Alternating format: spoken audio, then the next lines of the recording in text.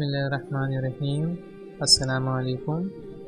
پچھلے part 8A میں ہم نے سنا تھا کہ محمد قاسم کے خوابوں میں امت کے لیے بشارت بھی ہے اور چیتاونی بھی دی گئی ہے کہ آنے والے وقت میں امتوں کو مشکل وقتوں کا سامنا کرنا پڑے گا، اور ساتھ میں یہ بھی بتاتے ہیں کہ کیسے کافر اسلام کو ختم کرنے کی سازش کرتے ہیں۔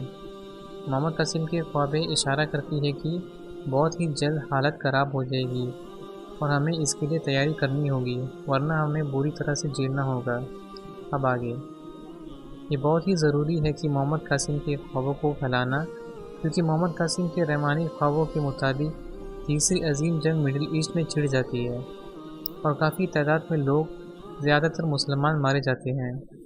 اس تباہی سے بچنے کے لیے ہمیں ان خوابوں کو پھیلانا ہوگا اور ہم سب ایک ہو کر لوگوں کی جان بچانے کے لیے تدبیر کرنی ہوگی۔ اگر ہم ایسا نہیں کرتے ہیں تو بہت تعداد میں بے گناہ لوگوں کی جان تیسری عظیم جنگ کی شکار ہو جائے گی۔ محمد قاسم کے خواب کے ذریعے سے ہم لوگوں میں یہ عام کر سکتے ہیں کہ آنے والے وقتوں میں کیا کرنا چاہیے، اور اس لیے یہ ہمیں احساس کراتے ہیں کہ محمد قاسم کے خواب کو دوسروں تک پھیلانے کتنی اہم اور ضروری ہے۔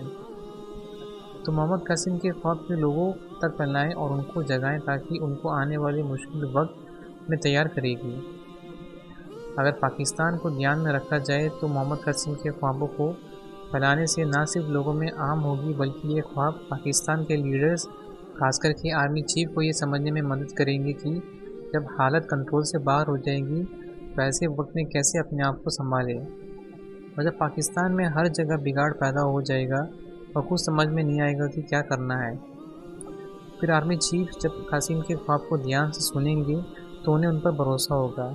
پھر خاتم النبیین محمد صلی اللہ علیہ وسلم بھی گواہی دیں گے آرمی چیف کو ان کے خواب کے ذریعے سے کہ محمد قاسم کے خواب سچے ہیں اور یہ اللہ کی طرف سے ہیں۔ محمد قاسم کے خوابوں کو ٹکرانا کوئی جاوز نہیں ہے۔ محمد قاسم ایک عام آدمی اور خاتم النبیین محمد صلی اللہ علیہ وسلم کی امتی ہیں، اور وہ پچھلے 28 سالوں سے اپنے خوابوں کا سچ ہونے کا انتظار کر رہے ہیں۔ جیسے یوسف علیہ السلام نے بھی کئی سالوں تک صبر سے انتظار کیا اور اپنی زندگی میں تکلیفوں کا برداشت کیا اور مشکلاتوں کا سامنا بھی کیا۔ یہ اللہ کی مرضی ہے کہ کس پر خاص رحمت نازل کرے اور نیک لوگوں میں گنا جائے۔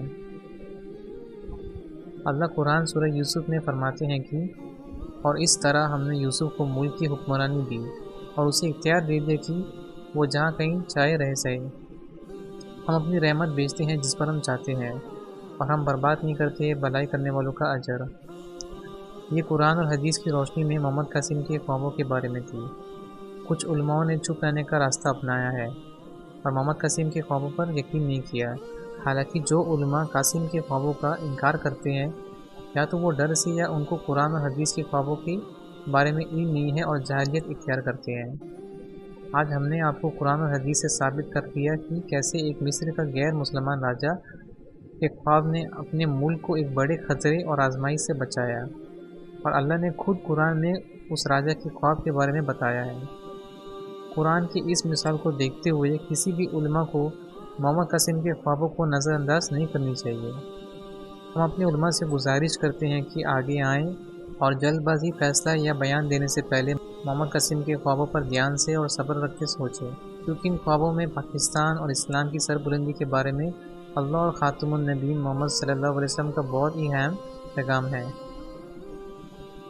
اور کوئی بہانہ نہیں چلے گا ان خوابوں کا انکار کرنے کی، کیونکہ ان خوابوں کا انکار کرنے کا مطلب ہے کہ آپ خوابوں کے بارے میں قرآن اور حدیث کی ہدایتوں کا انکار کر رہے ہو، کیونکہ قرآن اور حدیث کے مطابق ایسے خواب ممکن ہیں۔ ایسا نہ ہو کہ آپ جلد بازی میں شریعت کے ذریعے اپنی رائے قائم کر لیں اور جس پر آپ لوگوں پر اللہ کی پکڑ ہوگی۔ ہم خاتم النبیین محمد صلی اللہ علیہ وسلم کی اس حدیث کے ساتھ اس پارٹ کو ختم کرتے ہیں، جو کہ انہوں نے اپنی برکت والی زندگی کے آخری وقت میں سنایا تھا، اور اس حدیث میں انہوں نے ایک مومن کا خواب کی اہمیت کا ذکر کیا ہے۔ آئے سنتے ہیں اس حدیث کو۔ حضرت عبداللہ ابن عباس رضی اللہ عنہ سے روایت ہے کہ وہ کہہ رہے ہیں کہ اللہ کے رسول صلی اللہ علیہ وسلم کی آخری بیماری کے دوران جس پر آپ کی وفات ہوئی، پردہ ہٹایا اور آپ کا سر مبارک کپڑے سے بندھا تھا، اور کہا، اے اللہ، میں نے پیغام پہنچا دیا۔ ایسا 3 بار انہوں نے کہا۔ نبوت کے بشارتوں میں سے کچھ نہیں بچا، صرف ایک سچے خواب کے سوا جو آدمی خود دیکھتا ہے یا اس کے لیے کوئی اور دیکھتا ہے۔ سنو، مجھے رکوع اور سجود میں قرآن پڑھنے سے منع کیا گیا ہے، اس لیے جب تم رکو تو اپنی رب کی عظمت بیان کرو، اور جب تم سجدہ کرو تو دعا کی کوشش کرو، یہ حالت اس لائق ہے کہ تمہاری دعا قبول فرمائی جائے۔ یہیں پر پارٹ 8 بھی ختم ہوتی ہے۔ انشاءاللہ اگلے پارٹ 9A میں ہم سنیں گے کہ اللہ کی حمد و ثنا اور خاتم النبیین محمد صلی اللہ علیہ وسلم کا طریقہ، اور ساتھ ہی ساتھ میں سنیں گے کہ حضرت عمر رضی اللہ عنہ کے اسکول میں محمد قاسم کی ایڈمیشن۔ جزاکم اللہ خیر۔ السلام علیکم ورحمۃ اللہ وبرکاتہ۔